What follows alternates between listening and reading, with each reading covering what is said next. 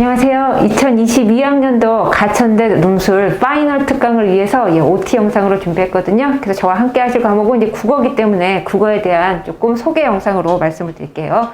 그래서 가천대 논술의 그런 문제 유형 특징 먼저 확인하시고요. 문제의 특징이 조금 여러분이 생각했던 그런 조금 긴 글을 요구하는, 긴 답안을 요구하는 그러한 논술은 아니고요. 그래서 조금 약수령이라든지 뭐 이런 별명이 붙지만 실제 답안 구성을 조금 주관식으로 구성할 수 있는 그러한 문제형으로 정리를 해보시면 돼요. 그래서 여러분 이제 아시듯이 그런 문항수의 부분에 있어서는 여러분이 지원하신 그런 자연계열과 인문계열의 학과에 따라서 문항수와 약간 좀 다르니까 그 부분이 조금 확인이 되시면 되죠. 그래서 인문계열을 지원하셨으면 국어가 9문제가 될 거고요. 자연계열을 지원하셨을 때는 국어는 국어 기준으로요 6문제로 생각하시면 되는 거예요. 그럼 수학에 있어서는 반대로 생각을 하시면 되죠. 인문은 6문제, 자연은 9문제로요. 그래서 총 어쨌든 15문제 기준으로 80분의 시간을 주는 그러한 시험이기 때문에 국어의 시간상은 조금 부족하진 않을 거고요. 그래서 여러분이 기본적으로는 뭐 한 문제당 5분이 조금 넘는 시간을 확보하실 수 있는데 어차피 이제 수학에서 조금 중요도를 두셔야겠죠. 수학을 조금 답안 구성하시는데 조금 집중하시다 보면은 국어의 지문을 정확하고 좀 빨리 읽어내셔서 좀 시간을 조금 절약하시고 수학에서 쓰실 수 있는 그러한 방향으로 조금 삼으실 수 있으면 돼요. 그래서 그러한 면에 있어서는 여러분이 지문을 조금 문학과 독서에서는 조금 집중적으로 좀 정리를 해보셔야겠죠. 그래서 문항사 시간에서 출발해서 이제 그 시험 범위라고 얘기하는 그런 부분 확인 드리면 우선은 가장 중심이 되는 건 역시 독서와 문학으로, 그 다음에 이제 나머지 뭐 한 문제나 이제 2문제 정도요. 화법과 작문에서, 그 다음에 언어와 매체에서는 언어라고만 제시를 했기 때문에 이 세 부분에서 조금 한두 문제까지 생각을 해보시면 돼요. 그러면 여러분이 조금 고민하는 지점이 생기죠. 올해부터 수능이 이 부분, 화법과 작문, 언어와 매체가 선택 과목으로 바뀌는 첫 해이기 때문에 이거에 대한 공평성이 필요해요. 그래서 그러한 부분에 있어서는 시험 범위가 조금 국어 1학년 때 배우는 그런 공통과정에 들어있는 그러한 부분의 개념을 조금 신경 쓰셔야 되는 그러한 부분으로 시험 범위를 정리해 보시면 돼요. 독서와 문학이 중심이 되는 시험 범위가 되겠고요. 그러한 면에 있어서는 EBS 연계율을 생각할 수밖에 없겠죠. 그래서 EBS가 연계될 것을 문학과 독서에서는 예상하시는 거예요. 그래서 수능 특강에 문학, 독서 두 권 있고요. 그 다음에 수능 완성에 공통 부분 있지요. 그래서 독서, 문학, 그래서 3권 정도의 분량을 범위로 삼으시면 돼요. 그럼 나머지 화법, 작문, 언어는 우선 기본 개념에서 나올 걸 생각하시면 되는데 공개된 문제는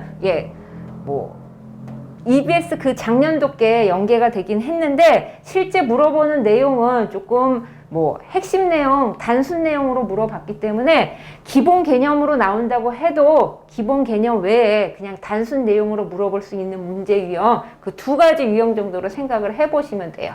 어쨌든 기본에 충실한 것을 내겠다는 얘기는 여러분에게 도움을 주기 위한 문제가 될 수 있으니까 여러분이 유형을 충분히 좀 연습하셔서 조금 약점이 되지 않도록 준비를 해보시면 되겠고요. 독서와 문학이 중심이 될 거니까 지문을 읽고 그거에 대한 주관식 답안을 구성할 수 있는 그러한 문제형으로 접근을 해보시면 돼요. 그렇다면 문학과 독서에 있어서는 올해 충분히 수능 공부하시면서 많이 보셨던 EBS 교재 그 부분의 지문들을 집중적으로 조금 준비를 하셔야겠죠. 그래서 시험 범위 부분 이렇게 보시면은 저희가 이거와 대비해서 그러면 교재로 말씀드릴 수밖에 없겠죠. 그래서 교재 보시면은 교재를 안 들고 왔는데 앞에 찐 하고 붙는 가천대 논술 파이널 모의고사 문제집이 이제 모의고사 형태로 구성이 돼 있으니까 그 부분을 교재를 따로 준비를 하셔야겠어요. 그러면 각각 인문이나 자연으로 이제 구성이 돼 있으니까 각자 맞는 그러한 인문과 자연의 교재 문제집을 하나 준비를 해 두셔야겠죠. 그래서 내용 자체는 EBS와 연계한 특강과 완성에 나오는 지문들로 구성이 돼 있으니까 예, 이것을 중심으로 좀 연습을 해보시면 돼요. 그렇다면 또 이런 생각이 들겠지요. 나는 인문인데 예, 수업이 나뉠 수 있는 그런 파이널 특강의 모습은 아니라서 여러분이 각자 인문과 자연의 교재를 준비하시면 되겠고요. 저희가 수업 중에는 공통 부분으로 말씀을 드릴 거거든요. 근데 어차피 국어가 문제수가 나뉘는 게 더 심화되고 어려운 내용을 내겠다의 의미는 아니기 때문에 단순 문항수의 그런 구별로 보거든요. 그래서 문항수의 구별로 본다면 내용은 비슷할 거고 수준은 비슷할 건데 단순히 문제수가 예, 많고 적고의 그러한 차이지요. 그래서 공부하실 때는 많이 준비하는 게 좋으시니까 인문을 기준으로 예, 국어 수업은 진행이 되니까 그 부분은 프린트로 자연 계열의 교재를 사셔도 예, 그 부족한 인문의 문제는 예, 프린트로 제공이 될 거니까 그 부분에 대해서 걱정하지 마시고 어쨌든 교재 구입이 필요한 예, 이러한 부분이 있으니까 그 부분을 준비를 하셔야겠죠. 그래서 물론 예, 인터넷 서점에서도 온라인 서점에서 구매 가능하니까 준비하시고요. 그 다음에 이제 실제 여러분이 이제 수업에서 어떻게 진행이 되는지 그 부분이 공부하실 텐데 그거는 공부 방향을 삼는 예, 물론 교재가 있지만 공부 방향을 삼는 그러한 준비 과정에서는 예시 문제를 빠뜨릴 수는 없겠죠. 그래서 가천대에서 공개해준 예시 문제를 예, 기준으로 여러분이 준비할 수 있는 그런 유형, 그 다음에 공부 방법들을 생각해 보시면서 교재를 활용하시면 돼요. 그래서 예, 공개된 문제를 보시면 예, 모든 문제를 뭐 다 꼼꼼히 풀 수는 없어서 그 다음에 뭐 지금의 연계를 생각하면은 예, 올해 있는 그러한 지문을 활용하는 게 좋은데 올해 그러한 지문이 아니라 이제 작년 지문을 활용한 예시이기 때문에 여러분이 확인하셔야 될 거는 예시에서 나오는 문제 유형이요. 그 다음에 답안 구성을 한번 보신 다음에 그거에 대한 채점 기준을 조금 살피셔서 예, 어떻게 채점이 이루어질 건지 그것을 예상해 보시면 되겠죠. 그래서 첫 번째 문제는 화법 문제였는데 화법 문제의 유형만 말씀드리면은 내용을 묻고 있어요. 그래서 내용에 나와 있는 그러한 단어를 쓰는 그러한 문제형이기 때문에 여러분이 그냥 기본적으로 독서의 그런 어려운 수준도 아니고요. 나와 있는 토론의 일부이기 때문에 읽으시면서 충분히 내용 정리는 하실 수 있거든요. 그래도 내용 중에 이런 여러 가지 대답이 나올 수 있으니까 주관식 채점에서는 조금 어렵겠죠. 그래서 범위를 한정해주는 조건들이 제시되거든요. 그래서 첫 번째 문제에서는 범위를 제한해 줬어요. 그래서 지문을 다 활용하지 않고 지문 중에서 예, 잘라놓고 이 부분에서만 A에서만 예, 골라내도록 했기 때문에 그랬단 얘기는 정답이 정해져 있는 예, 그러한 주관식의 시험이 될 거니까 좀 지문을 예, 정확히 읽어내는 그러한 능력이 필요하겠죠. 지금 제가 더 살펴볼 문제는 독서 중심으로 갈게요. 문학의 한 문제가 제시가 됐고요. 그래서 문학 문제 먼저 말씀드리면 역시 시이기 때문에 왜 우리가 시에서 가장 어려워하는 부분 함축적인 그러한 시어의 뜻이겠죠. 그래서 만약에 연계되어 있는 작품을 잘 정리하신 분이라면 충분히 예, 보는 순간 잡아낼 수 있는 그러한 부분의 문제이기 때문에 함축적인 시어의 의미를 정리하고요. 그것에 해당하는 시어를 골라내는 문제였어요. 물론 그런 문제형이 나왔다는 얘기는 거꾸로도 가능하겠지요. 근데 채점의 기준상 예, 그런 문제가 더 많이 나올 가능성이 커지는 거예요.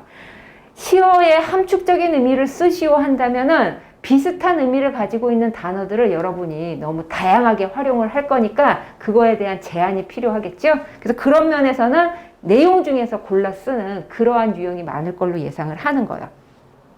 그럼 이제 독서 지문은 예, 문제 유형을 한 지문을 줬고요. 두 문제가 구성이 되어 있거든요. 그러니까 기본적으로 문제수가 많은 그러한 시험은 아니잖아요. 물론 논술에 있어서는 많이 볼 수 있는데 예, 형태가 주관식의 그런 단답형일 수도 있고요. 문장형일 수도 있는 그런 문제를 단순히 푸는 그러한 시험이기 때문에 문제수가 그렇게 많은 편이 아닌 거죠. 그렇다면 독서 지문을 읽으실 때도 옆에 거의 뭐 두 문제가 많은 문제가 될 거니까 한 문제를 풀어내기 위해서 한 지문을 읽는, 두 문제를 풀어내기 위해서 한 지문을 읽는 그러한 방법이기 때문에 역시 예, 앞에 화법이나 뒤에 장문 예, 문학도 마찬가지인 거예요. 예, 문제를 먼저 보셔서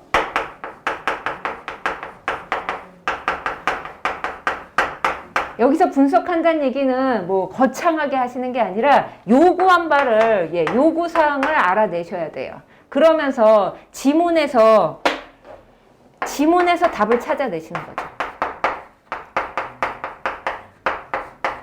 그렇죠? 그래서 지문을 먼저 정리하시는 게 아니라 문제 한 문제나 두 문제 있는 그 문제를 확인하시고 거기서 요구한 바를 지문에서 찾아가는 이러한 방법으로 접근을 해보시면 돼요. 그런 면에 있어서 문제를 먼저 확인하시면은 문제 2번이라고 예시 문제 구성되어 있는 문제에 보시면은 예시가 제시가 돼 있어요. 형광등 빛과 그 다음에 시멘트 가루가 물품에 어떠한 요인이 부족하냐, 어떠한 요인이 부족하여 물품으로 인정받지 못했냐 그랬기 때문에 물품의 요인에서 지금 나와 있는 예시 형광등 빛에 시멘트 가루에 그 요인을 쓰시면 되죠. 어떠한 요인을 써라 그랬는데 어떠한 요인만 쓰면 되지요. 어떠한 요인과 그거에 대한 근거를 대라 그러면은 이러한 점에서 이러한 요인이 부족하다 이렇게 구성이 되지만 문제에서 지금 요구한 바는 어떠한 요인이 부족한지 그러면 여러분의 답안 구성은 이 얘는 예를 들어서 형광등 빛은 어떠한 요인이 부족하고 이렇게요. 그 다음에 시멘트 가루는 어떠한 요인이 부족하여 물품으로 인정받지 못했다. 이런 구성으로 가야 된다 이 뜻이에요. 그래서 문제 3번도 마찬가지죠. 보기에서 보기 칸으로 형성했지만 보기 칸을 제거해도 되지요. 보기 칸에 있는 내용을 문제로 끄집어내면 돼요. 디자인의 등록을 위해서 몇 가지 요건이 필요한데 그 요건에 대한 설명을 해줬어요. 그래서 이번에는 그 요건에 해당하는 설명이 제시됐으니까 또 역시 요건에 해당하는 단어를 지문 중에서 골라내시면 되는 그러한 문제 유형이 되는 거예요. 그래서 어쨌든 단어를 중심으로 채점이 이루어질 거니까 지문에서 나타내고 있는 핵심어를 조금 활용하시는 게 가장 중요한 그런 지문을 읽어내는 방법이 될 수밖에 없지요. 그랬을 때 내용을 보니까 이 지문의 핵심적인 내용들을 묻고 있어요. 그래서 핵심적인 내용들 우선 확인하시면은 뭐 두 가지로 볼 수 있는 거지요. 디자인의 성립 요건이라고 했으니까 성립하기 위해서 요건을 네 가지 얘기한 거예요. 그래서 보시면은 물품성, 그럼 얘가 아까 물품으로서 인정받지 못했다 그랬으니까 얘가 좀 중요하게 쓰이겠죠. 그 다음에 형태성 그랬으니까 이름에 이미 뜻이 있지만 그 다음에 시각성, 그 다음에 심미성이요. 우선 써볼게요. 그렇죠? 근데 어쨌든 문제 아까 2번에서 요구한 것은 이것이니까 얘를 중심으로 읽으셔야겠고요. 물품성에 대해서는 다시 네 가지로 그래서 나누고 있는 거죠. 그래서 두 번째 문단 보시면 이거에 대해서 유체성, 그렇죠? 그 다음에 동산성, 그 다음에 정형성, 그 다음에 독립성으로. 그래서 보시면은 우리가 저거 다루는 뭐 그 요래 수능 특강에서 니체가 싫어하긴 하겠지만 언어와 개념으로 언어를 통해서 우리가 개념을 정리하실 수 있거든요. 그래서 언어를 통해서 개념을 한번 떠올려 보시면 돼요. 그래서 보시면은 유형적 존재여야 되는데 빛이라든지 열, 전기, 기체, 액체는 형태가 없으니까 여기 유형적 존재를 갖지 않는 그러한 유체물에 해당하지 않는 요소로 확인하시면 돼요. 유체물이 지금 될 수 없는 빛이 하나 제시가 됐고요. 그 다음에 보시면은 설명들이 쭉 제시가 되고 있죠.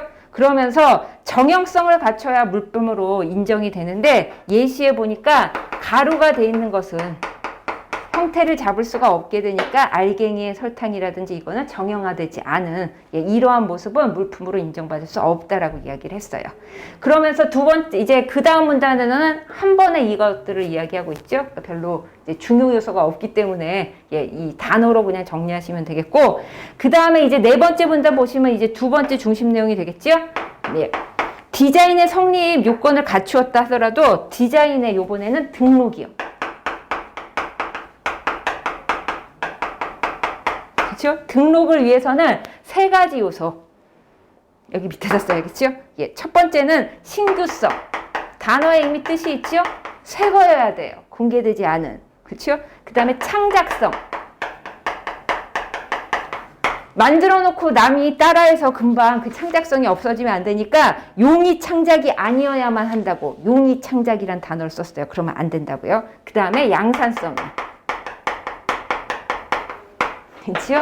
양산성이란 얘기는 이렇게 동일한 제품을 반복적으로 생산할 수 있다라고 이야기를 한 거예요. 그래서 중심 내용은 이 두 가지 모습으로. 그 문제로 다시 돌아가 볼까요? 형광등 빛은 유체성이 부족하여 시멘트 가루는 정형성이 부족하여 물품으로 인정받지 못했다. 내용만 정리하시면은 그거를 문장 구성으로 하시면 돼요. 문제를 해서 요구한 바를 확인하시고요. 그 다음에 조건이 제시된다면 조건을 다 충족하셔야 돼요. 그 다음에 지문에서 그것을 찾아 읽는 그러한 방법으로 접근을 해야겠고요. 마지막에 조건적인 면을 확인하셔서 한 문장이라든지 아니면 각각의 단어라든지 이것을 충족해 주셔야겠죠. 그래서 얘는 한 문장으로 쓸 수 있으니까 그것을 확인하시면 되겠고요. 디자인 등록을 위해서 설명하고 있는 4번 문제 이제 바로 확인이 가능하죠. 동일한 제품을 반복적으로 계속 생산할 수 있다. 양산성을 설명하고 있는 그러한 내용이고요. 디자인 출원 전에 일반에게 공개되지 않은 새거. 그래서 신규성의 그러한 요건의 의미로 정리를 해보시면 돼요. 그래서 순서는 이렇게 됐지만 문제에서는 순서를 바꿀 수가 있겠죠. 그러면 마지막으로 말씀드릴 수 있는 것은 예시 문제를 통해서 공부 방법을 또 삼으시고요. 그 다음에 조금 더 높은 점수를 받기 위해서 채점 기준을 한번 생각해 보시는 거죠. 그래서 지금 나와 있는 문제의 채점 기준을 보시면은 지문에 나와 있는 핵심어를 꼭 써야 된다라고 이야기를 해줬어요. 그래서 어쨌든 핵심어 중심으로 정리를 하시는 거죠. 그렇죠? 그런 다음에 핵심어를 뭐 설명하는 근거를 써라 했을 때는 그 근거에 대해서는 조금 단어들이 바뀔 수는 있지만 지금 문제에서 다 요구한 그러한 내용들을 종합적으로 한 번에 정리하자면 문제에서 요구한 것은 다 핵심어였어요. 그래서 정답에 핵심어가 들어가니까 지문에 있는 핵심어를 꼭 활용해야겠다라고 하시면 되겠고 전체 내용 중에서 어쨌든 2개의 답을 요구하는 문제가 대부분이었거든요. 그러니까 2개의 답을 다 쓰셨다면 10점으로 온전히 가져가시는 거고요. 그 다음에 2개를 요구했을 때는 10점.